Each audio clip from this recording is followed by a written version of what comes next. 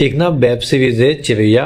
तो वहाँ उसमें ना एक लड़की की शादी होती है। तो वो जो लड़का होता है, उसका जो हस्बैंड होता है, वो बड़ी गलत तरीके से वो चीज़ें करता है। बहुत गलत तरीके से वो शारीरिक संबंध बनाता। तो वो ना अपने फैमिली वालों को चीज़ें बताती है, क्या अपनी माँ को बताती है, क्या ऐसे ऐसे मेरे साथ होता। तो उसकी माँ बोलती है, जो अक्सर समाज के जो लोगों की सबसे गलत जो मेंटेलिटी है, सबसे गलत जो सोच है, वो यह है कि वो तुम्हारा हस्बैंड है, हम तुम्हारे और तुम्हारे हस्बैंड के बीच में नहीं बोल सकते। यही सबसे बड़ी गलत सोच है लोगों की यार। जब हमने यार शादी कर दी अपनी बहन की बेटी की, तो हमने कोई बेच नहीं दिया।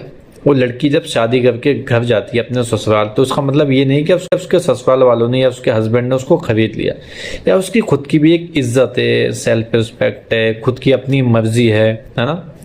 तो उस वेब सीरीज में यही चीज़ दिखाई गई है कि यार लड़की को मतलब शादी के हो गई, मानते हैं शादी हो गई, तो एक उसका भी एक बराबर का दर्जा होता है। उसकी भी मर्जी होना चाहिए। ज़बरदस्ती उसकी बिना मर्जी से चीज़ें नहीं होना चाहिए। तो उस वेब सीरीज़ में यही चीज़ बताई गई है कि भाई लड़की की भी एक इज्जत होती है, उसकी भी एक खुद की एक ज़िंदगी होती है ना। और खुद की अपनी ज़िंदगी की वो मालिक होती है। शादी का मतलब ये नहीं कि उसने अपने आप को तुम्हारे हवाले कर दिया या बेच दिया। शादी एक बड़ा ही खूबसूरत एक रिश्ता है, जब हम एक दूसरे के साथ जुड़े रहते हैं। उसका मतलब ये नहीं कि हम बस शादी का मतलब कि एक रिलेशन का मतलब एक ही चीज़ है, क्या उसी में लगे रहो। और दूसरी चीज़ ये कि जब लड़की अपने फैमिली वालों को चीज़ें बताती है अपने ससुराल के बारे में या अपने हस्बैंड के बारे में, क्या उसके साथ कुछ चीज़ें गलत हो रही, तो यार मुझे लगता है क्या उसको सुनना चाहिए।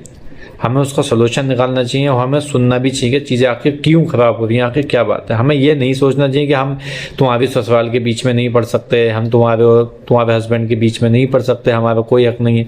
ये बड़ी गलत सोच है। और मैं सबको ये रिकमेंड करूँगा कि एक बार ये वेब सीरीज़ ज़रूर देखें, चिरैया, लड़की लड़का सब।